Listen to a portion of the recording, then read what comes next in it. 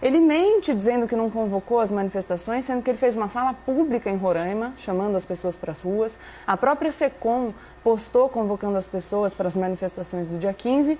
E aí é curioso que ele diga que a gente precisa deixar de lado a picuinha, depois de ter passado o dia inteiro chancelando manifestações que tiveram lugar no meio de uma pandemia de escala global, e na qual as pessoas estavam efetivamente se manifestando contra o Congresso Nacional. É só olhar os cartazes que tinham nas manifestações contra o Congresso, contra o outro poder, o Poder Judiciário, falando inclusive em AI-5. Então, como que a gente fala em deixar a picuinha de lado se a gente está chancelando esse tipo de manifestação?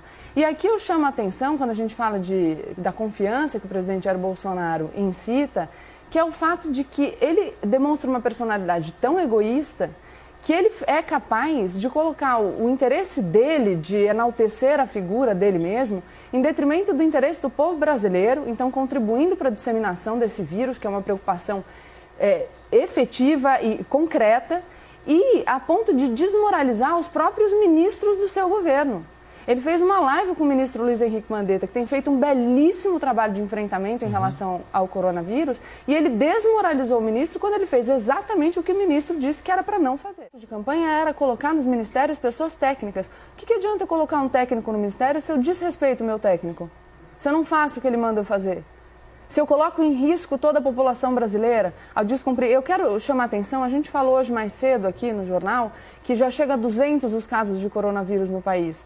12 casos são de pessoas que estão no entorno do presidente da República, 6% do número de casos total do país.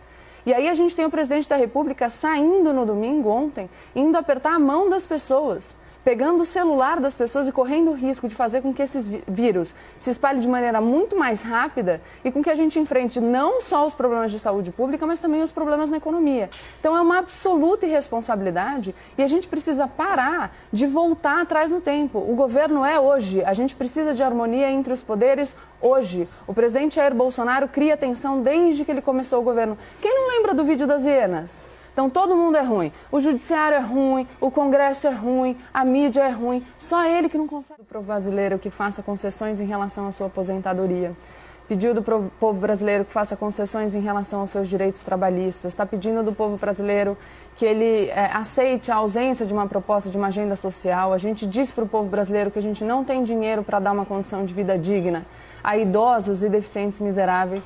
Agora, com essa crise do coronavírus, a gente vai pedir para o trabalhador informal para ele ficar em casa sem receber. A gente vai pedir para o comerciante para ele aguentar as pontas no comércio sem vender. Vai pedir para os profissionais de saúde que enfrentem os desafios que estão por vir sem esmorecer. E em troca disso tudo que a gente está pedindo do povo brasileiro, a gente tem um presidente da República que não consegue se comportar como um verdadeiro líder de Estado. Então o que a gente está pedindo é só que o presidente governe com responsabilidade e não descumpra as orientações técnicas do seu ministro. O povo pode ir para as ruas desde que isso não signifique um risco para a saúde e para a economia da nação. A gente precisa ter responsabilidade com o outro e parar de ser egoísta.